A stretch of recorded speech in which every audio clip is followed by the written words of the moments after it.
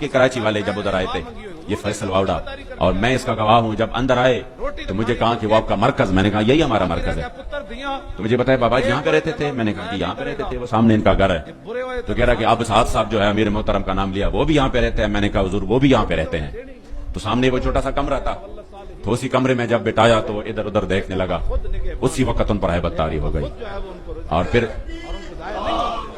और फिर जब वो अमीर मोहतरम आए, बात तो हम उसको पहुंचा चुके थे मुज़ाकरात में, जो इन्होंने हमें ऑफर्स दिए, जो उन्होंने हमें ऑफर्स दिए। ये कराची है और ये बात मैंने बार बार की है, और अल्हम्दुलिल्लाह फिर अल्लाह के घर में और फिर इतनी जिम्मेदारी की जगह पर झूठ बोलना ये बहुत बड़ा जुर्म है।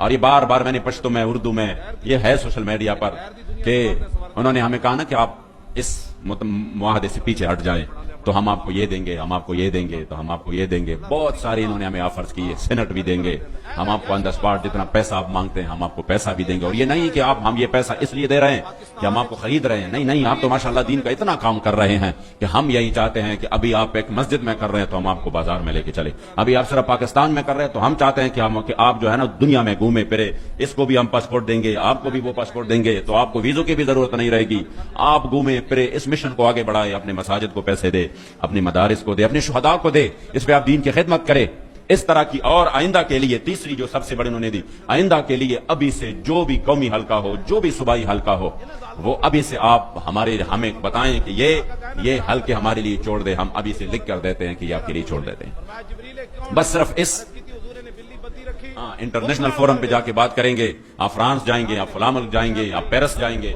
उनका ही मतलब था कि ये जो है ना मौलवी है, अब इनकी आंख इस तरह खुली रह जाएंगी कि ये तो मामला ठीक हुआ, तो ठीक है हम जो है ना इसमें ये करते हैं वो करते हैं। जब बात की तो हमें तो अमीर साहब ने कुल्लम कुल्ला जो हमें उन्होंने बात की थी तर्जुमानी के तौर पर, हमने वो बात आगे पहुंचाई उनको कि हमारा तो मकसद ये नहीं है, हमारा तो मकसद यही है कि जो हमारे सामने मुआहदा हो चुका है उस पर अमल अब कैसा होगा। तो जब उन्होंने बात 3 दिन तक उधर रुका रहा, और 3 दिन ये मुसलसल कोशिश करता रहा, सबज बाग दिखाते रहे, और फिर हर तरह, तो आखिर में कहा मैं अमीर साहब से मिलना चाहता हूं। तो मैंने कहा बात तो वही होगी जो मैंने आपको कह दी है। कह रहे नहीं मैं ताजियत करना चाहता हूं, ताकि उनसे मैं ताजियत करूं। मैंने कहा ताजियत हो सकती है। तो जब आए और फिर अमीर साहब सामने, तो उन्होंने पहले दुआ की, तो दुआ के बाद कहा कि मैंने तो इनको एक बात की थी, तो वो आपको बताइए। अमीर साहब ने कहा जी बताइए है। तो कह रहा कोई तो आप माने ना, मैंने तो अपने वजीर आजम साहब को बिल्कुल कहा था कि मैं ये मसला मनवाऊंगा उनसे और मैं हल करके आ जाऊंगा। तो आपने तो 3 दिन मैंने यहाँ पे गुजारे, तो कम से कम एक बात तो आप मान लेना। तो अमीर साहब ने कहा कि कह रहा मैं कि अपने वजीर आजम के पास कुछ तो लेकर जाऊं ना, कुछ तो लेकर जाऊं, चलो एक बात तो माने ना, एक बात माने, आप इससे पीछे हट जाएं तो हम आपको दे सकते हैं सब कुछ। तो अमीर साहब ने कहा नहीं, हम तो आपको बहुत बड़ी बात देकर रुखसत कर रहे हैं। उन्होंने कहा क्या देकर रुखसत कर रहे हैं? 3 बातें मैंने इतनी बड़ी आपसे की है, उसमें से एक भी नहीं माना, तो हम मुझे क्या देकर रुखसत कर रहे हो?